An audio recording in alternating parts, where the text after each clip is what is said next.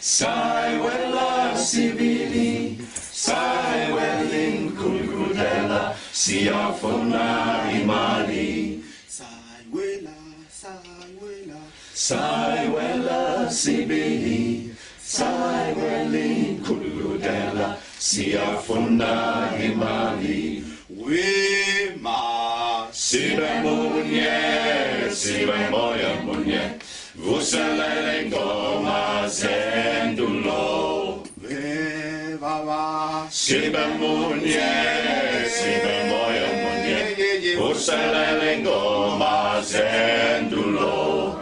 Ama sigo gawe, Ashona amasiko, Ubeko komizola zenziwa.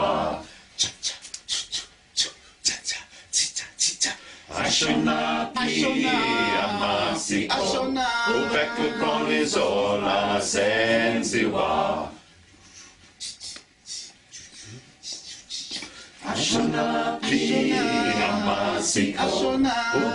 Hi, welcome to the Artists for Africa Challenge. My name is Philip Weiss and I'm part of the Southern Media Education for Arts team that helped put together this Singing for Change project. And what do we mean by Singing for Change? Really, we're talking about the Millennium Development Goals and our attempts to help artists in Africa support their own sustainable development through their arts activity. And let's not think of artists purely as performers. They're people who express all aspects of society's ills and all aspects of society's positivity.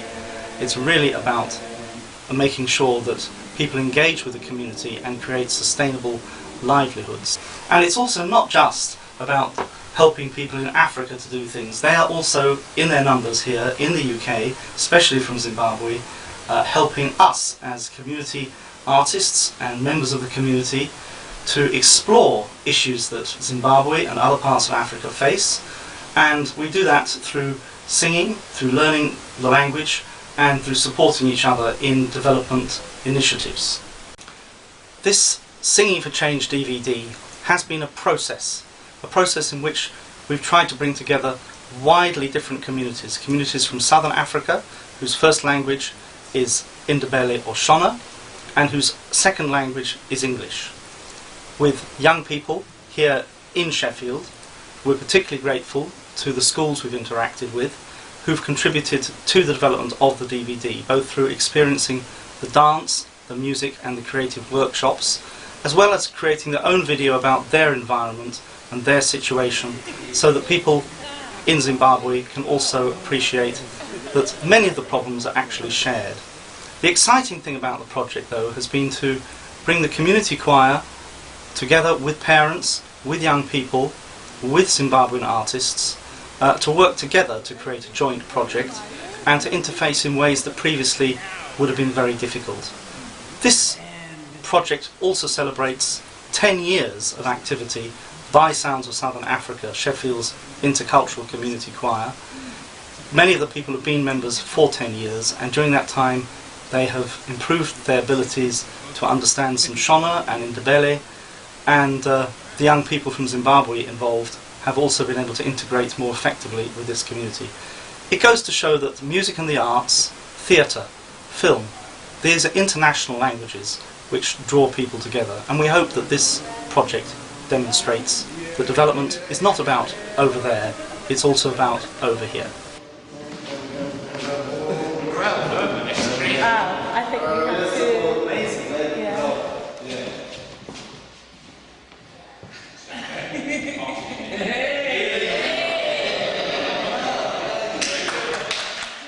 Hiya.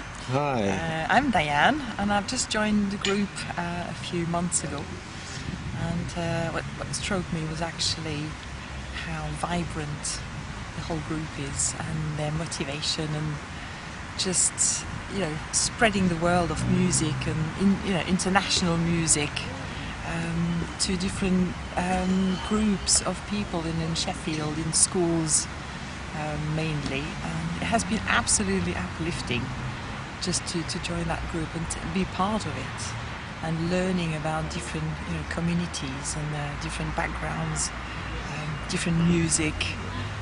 sharing it and then just bringing it to schools mainly. Yeah. But yeah, it has been a brilliant discovery journey. Yeah, we've got different communities all around the world, just singing, their emotions and their feelings. It's just, it's this learning and sharing music, and very often reflecting and expressing lifestyles and history. Being in Sheffield, how does that make any difference? Coming from abroad already myself, I'm interested in different communities and just meeting new people with different ideas, different backgrounds, different music, and it's all about learning really and sharing. What arts activities are you doing at the moment? We're having our arts day. We have got in the audience, we've got Owen here, Owen Gourmet. We've got Songai Sigirai. The problem was the generator, so they need if they can find their own generator, then they can do lots of stuff. You can do cooking and they put salons. And the other thing they said is hair dryers, sewing machines. It's gonna fly. It's gonna fly, I think. Is it? Yeah, I think. How did this project actually come about as part of the Millennium Development Goals? Well, I've had the pleasure of working with Sanduza Dance Theatre in Bulawayo in Zimbabwe for many years. We toured internationally around the UK and North America and to Southeast Asia.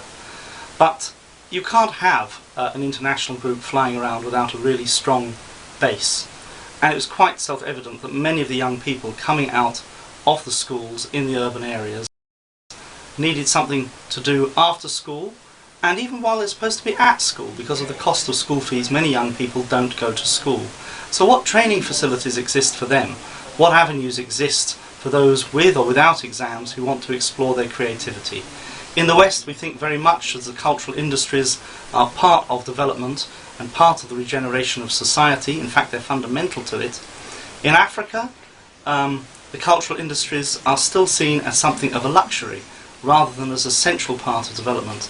Yet with the urbanisation of Africa and the growth of the cities and mass unemployment, it really is important to support the regeneration of the cultural industries in Africa as well. And in actual fact, by joining both communities together, we enrich both communities. Philip said, we're looking at how theatre can affect and influence a society. Because anyone who comes up with anything, be it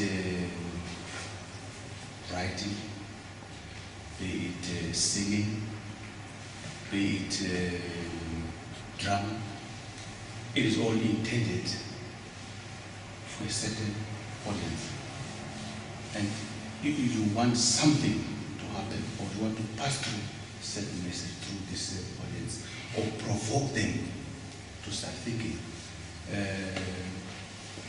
And as you provoke them, two things happen. You either intend to direct their thinking in a given direction, or you want them to, you give them enough space or so much space that they themselves, from their discussion, brainstorming, that they will find their own way. What exactly is in that guide? What is that guide? And who is that guide?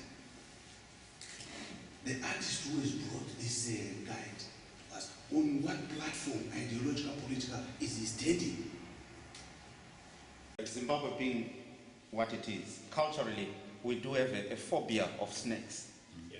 So when you choose a title like Dangerous Snakes, when you know that culturally we are scared of snakes, what is the intention then? I think because these are real people, yes. So it gives an idea of the kind of people the guide, I think, is intended to give you a guide of the kind of people who are running the country. Sure. Whether that causes alarm and despondency to whoever the tourist is another matter. Yeah. So we do not know what it is supposed to do. Is it supposed to discourage you to go on this adventure, or is it intended to say, okay, you can go on this adventure, but watch out? Now we come back to this snakes. Let me just briefly say it is a perspective. You could see it differently. Zimbabwe from 1980 has had a government that came after colonialism. This government had its own ideas. We have also at the same time, those that colonized this country, they had their own ideas. So at handover, takeover, the question some of us asked was the superstructure, where this Zimbabwe sat. Was it changed with the coming in of the new forces? Or we had a foundation that was already built, and the new forces, the Zimbabweans, came on and they began tinkering. Here is bedroom, if I can adjust a bit here, if I can add it to this here, we put a window there for this, but sitting on the same places. And we are faced with a situation where that foundation and those that put it there, they would like today to see that foundation stay. And they are doing everything they can to make sure that it stays. So you have that. And then on top of that, you have the new government that is coming in, and along the way it has lost its direction, its vision. So one comes now, we have the population here, and we are the artists. And we say, the correct way of looking at this country is that we look at what now is pretend snakes with snakes. Our problem here is the snakes. The house is shaking every now and then. You say, what's wrong with this house? The one that has put the foundation says, no, the problem is not the foundation. The problem, the rooms, you see. There's been some changes that we have done to these rooms. Or maybe the shape of the roof. That's where you must look to. But what holds the house is the foundation. So we have a guide that looks at the stem and the branches. But our guide does not look at the roots. Because it is the roots that feed the trunk and the branches and leaves. And it is that holds. So we come in now as artists. How do we respond? The guide.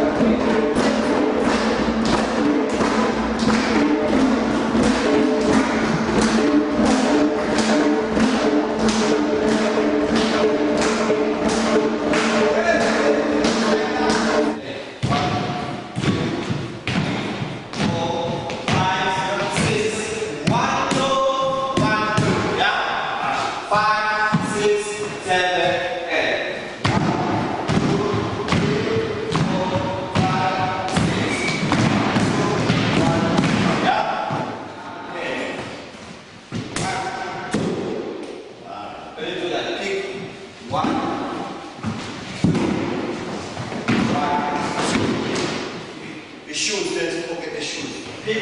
5, pick, pick. 5, 6, 7, 8.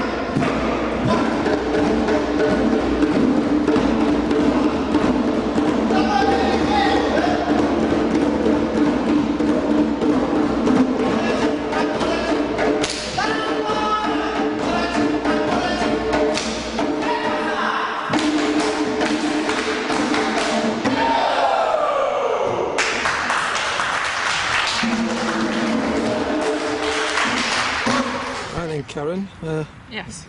Would you like to tell the viewers a little bit about what got you interested in singing?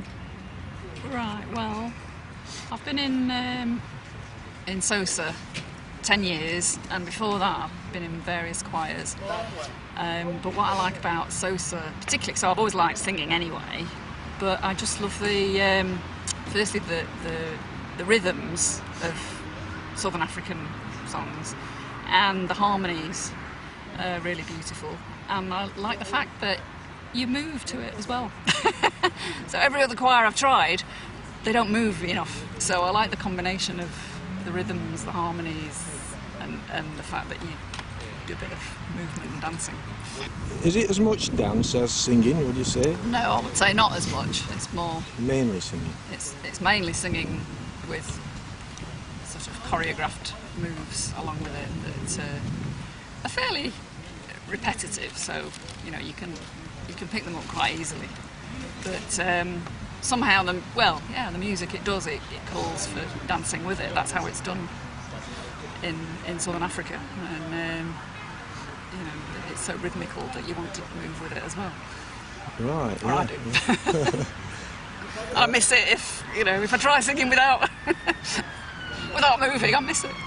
Do you imagine you're in Africa then while you're singing and dancing? Can you no, not really. almost do that? No, I just get into the music. Just go into the music. I think it's just something nice to do as an antidote to work. In a lot of ways, I have quite an academic kind of intellectual kind of job that uses my brain a lot, and going to SOSA is kind of an antidote. It's kind of therapeutic as well as enjoyable. I can believe that, definitely. Right. Takes your mind off everything else, and yeah. And as I say, I've been coming for a long time, and I never seem to be able to, if I don't come for a while, I miss it. I saw SOSA, I think it was the Christmas of 2004, and I just said, wow, that's amazing, and they announced that you could come and join on any Monday nights at the Friends Meeting House. I thought, okay, so I showed up, and I can't really read music, but I stand next to somebody who knows the part, and I can hear it, and then I can sing it. If he doesn't show up, or one of the guys, other basses doesn't show up, and I'm in trouble, but I can now wing it a little bit, but it's really fun. For me, the rehearsals are the most exciting time. So what I'm going to do is this. I'm going to introduce you to the technique of theatre image, which is one of the key techniques of the theatre of Augusto Boal, the theatre of the oppressed. A theatre form that started in Latin America, in the barrios of Peru and of Brazil in particular. And what Boal did was to take a group of actors into the slums of cities in South America and to get the people in the slums to start telling their stories, the stories of their lives, and for them to inform the company so they could start acting the stories, and eventually inviting the people themselves to come into the action and to be actors and to be, in fact, what he called spectators in the plays that were about their own lives. In that sense that you get a play, it's about your own life, and you then move into it. And through acting out the problems that you're facing every day, you begin to try to discover solutions to it. So this is the logic of Goal's theory. So now we can name each other. Hello Karen, unjani lapho, siyalibingelela. So I'm saying, hello Karen, what's up? How are you over there? And then it goes over to, hello Philip, unjani lapho. Alright. So, hello Karen, unjani lapho.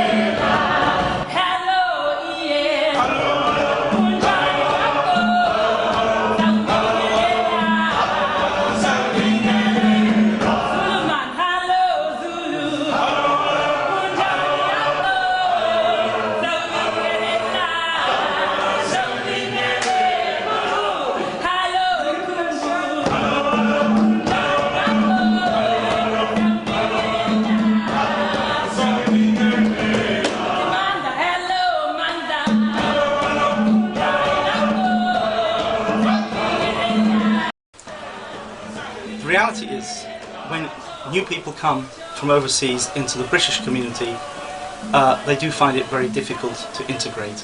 And that integration has been made much easier through the community choir. Equally, when we're trying to tell people about the Millennium Development Goals and how we can develop both communities, we have to do it in a way that is exciting and interactive. And we've used arts in this film to try, and in the activity days, to try and show people how the arts do engage people with the real issues on the ground back in Zimbabwe, and how some of those attitudes and issues are also found in this community in Sheffield.